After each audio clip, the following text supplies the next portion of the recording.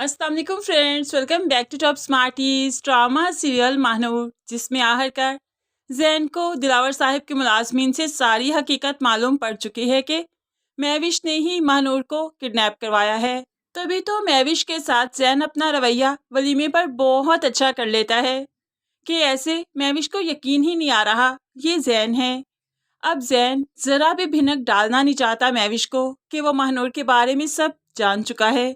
इसलिए तो वलीमे की रस्म से ही महविश को घर ले आता है। सभी परेशान हो गए कि जैन क्या कर रहा है, लेकिन जैन यहाँ पर आकर महविश से मोहब्बत का इजहार करने लगा। मैं भटक गया था, महानूर मेरा कल था, तुम मेरी आज हो, और मैं हमेशा तुम्हारे साथ बहुत अच्छी ज़िंदगी गुजारना चाहता हूँ। मैं समझ चुका हूँ कि वो अपनी मर्जी से गई है, इस सब के लिए भला हमारा रिश्ता सफ़र क्यों करे। अब तो महविश जैन को देखती रही। जैन, तुम तो वो जैन लग ही नहीं रहे, अब तुम काफ़ी बदल चुके हो।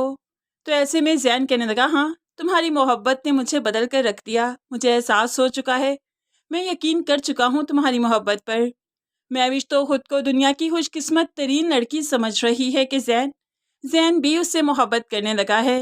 महविश को लगने लगा है कि महानूर को अपने रास्ते से हटाकर उसने बहुत अच्छा किया। तभी तो जैन में ये बदलाव देखा, तभी तो उसने अपनी मोहब्बत हासिल की। खैर, कुछ देर रोमांटिक होने के बाद जैन फिर चेंज भी कर लेता है। तो महविश ने भी अपना नाइट सूट पहन लिया। अब वो फिर से जैन से रोमांटिक होने की कोशिश करती है, लेकिन जैन अब महविश से कुछ देर का वक्त देता है कि मुझे कहीं जाना है, थोड़ी देर बाद आता हूँ।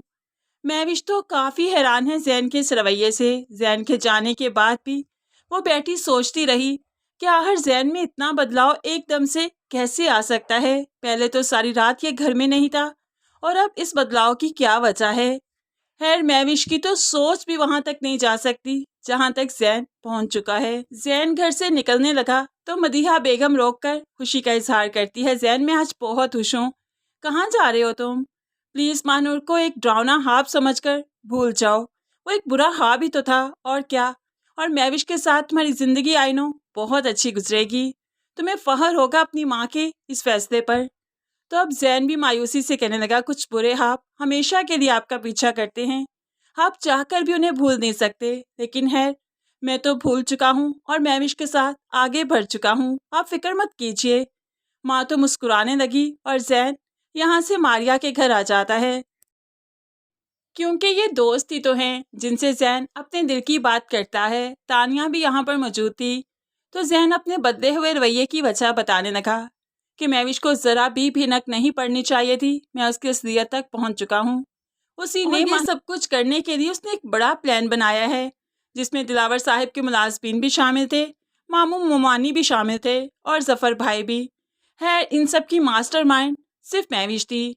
अब महविश को किस तरह से मैंने डील करना है मैं सोच चुका हूँ, इसलिए इस सब के लिए उसके साथ रवैये को बेहतर करना बहुत ज़रूरी था। अब तो दोस्त भी परेशान हो गए कि महानूर किस हाल में होगी, कहाँ होगी। खैर, जैन बहुत जल्द महानूर तक पहुंच जाएगा। महानूर ने जब से जैन की निकाह की खबर सुनी, काफ़ी मायूस हो चुकी है।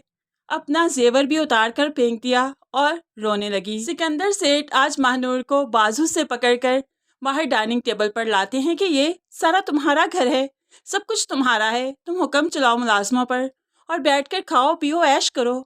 तो महानूर हाथ जोड़ते ही रोने लगी, ऐसा करो, मुझे आज़ाद कर दो, मेरी सांसें छीन लो, मुझे मार डालो, मेरी ज़िंदगी मुझ पर तंग पड़ चुकी है। तो सिकंदर सेठ महानूर की जुल्फ़ों को चेहरे से हटाते हुए उसके माथे पर 2 उंगलियां रखते हुए कहने लगा, तुम्हें मारने के लिए यहाँ पर नहीं लाया, तुमसे तो ब्याह रचाना है मैंने, और ब्याह रचाना, निकाह करना इतना मुश्किल नहीं मेरे लिए। सिर्फ एक बंदूक की नोक पर मैं ये निकाह कर सकता हूँ। जिस पर महानूर चीख उठी, तुमने तो कहा था कि मेरी मर्जी के बगैर तुम निकाह नहीं करोगे, तुम्हारे सारे दावे भी तुम्हारी तरह खोखले हैं, बेमायनी हैं। अब तुम कह रहे हो कि ज़बरदस्ती निकाह कर लोगे। तो सिकंदर सेठ कहने लगा, ज़बरदस्ती करना होता तो अब तक कर चुका होता, ज़बरदस्ती ही तो नहीं करनी, तुम्हारी रजामंदी से ये निकाह करना है। खैर, जब तक ये रजामंदी शो होगी तब तक जैन यहाँ पर पहुँच ही जाएगा। दूसरी तरफ अलीज़े भी दानिश को एहसास दिलवाने की कोशिश करती है कि महानूर भी महविश की तरह तुम्हारी बहन है। तुमने महविश को तो रुखसत कर दिया, महानूर के बारे में कुछ सोचो, होप्स से तुम्हारी ज़रूरत हो। अब दानिश भी सोचने पर मजबूर है कि वाकई महानूर पहले भी तो एक बार मुश्किल में फंस चुकी थी। दानिश और महविश की वजह से क्या पता इस बार भी वो किसी मुश्किल में हो, वरना वो भला जैन को छोड़कर क्यों जाती। इतना मजबूत साथ वो क्यों छोड़ती। इसलिए अब दानिश जो अलीसे की बातों को समझ रहा है वो भी महानूर को ढूंढने की कोशिश करेगा। एक तरफ दानिश, दूसरी तरफ जैन। जब दोनों ढूंढने निकलेंगे तो फिर महानूर बहुत जल्द मिल जाएगी।